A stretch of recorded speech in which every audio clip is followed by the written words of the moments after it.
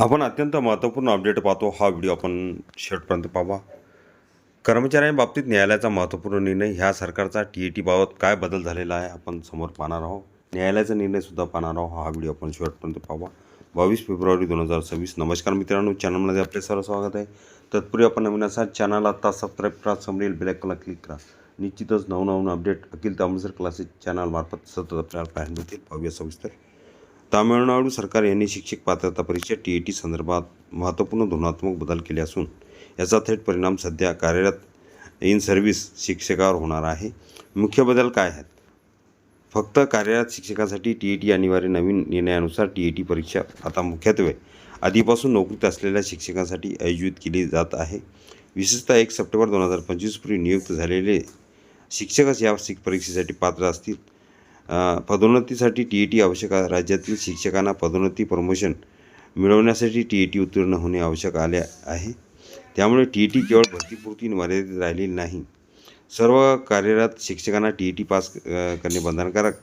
सर्वोच्च न्यायालयाच्या निर्देशानंतर राज्याने मोठा निर्णय घेतला असून सेवा करत असलेल्या शिक्षकांना ठराविक कालावधीत TAT पास करणे बंधनकारक करण्यात आले आहे.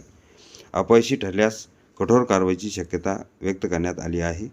2026मध्ये विशेष TAT परीक्षा स्पेशल TAT शिक्षकांना संधी देण्यासाठी 2026मध्ये एकापेक्षा जास्त विशेष TAT परीक्षा आयोजित करण्याचा निर्णय घेण्यात आला आहे.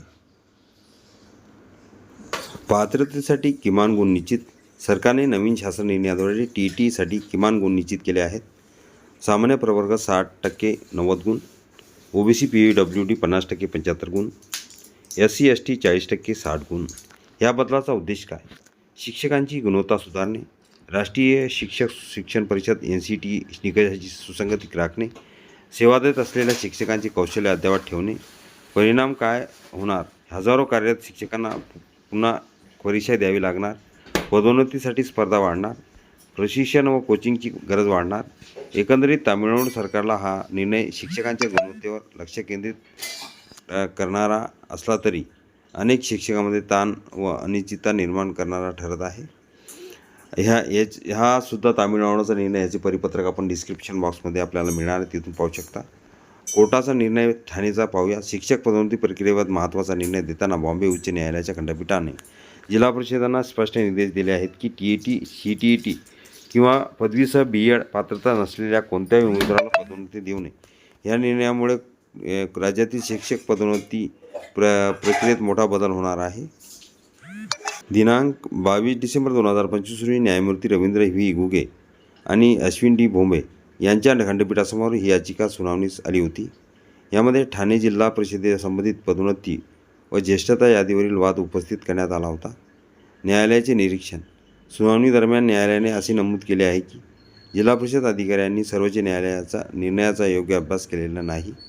विशेषतः सर्वोच्च न्यायालयाने 1 सप्टेंबर 2025 रोजी दिलेल्या आदेशानुसार TAT CTET पात्रतेबाबत स्पष्ट दिशानिर्देश दिलेले आहेत.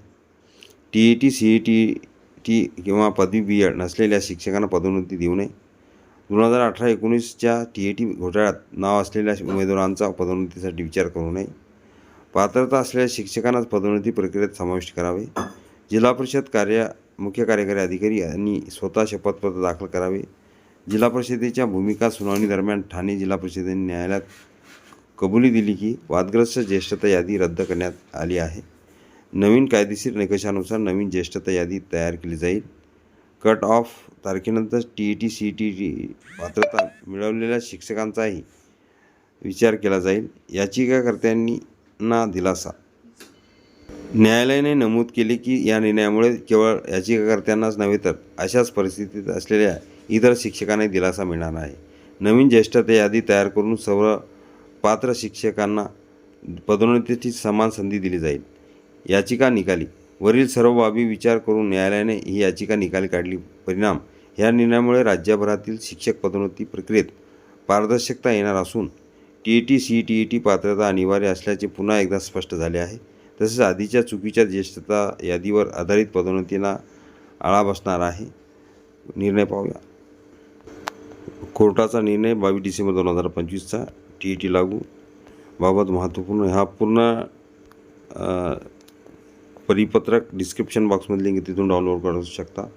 आपण नवीन असाल चॅनल लगेच सबस्क्राईब करा.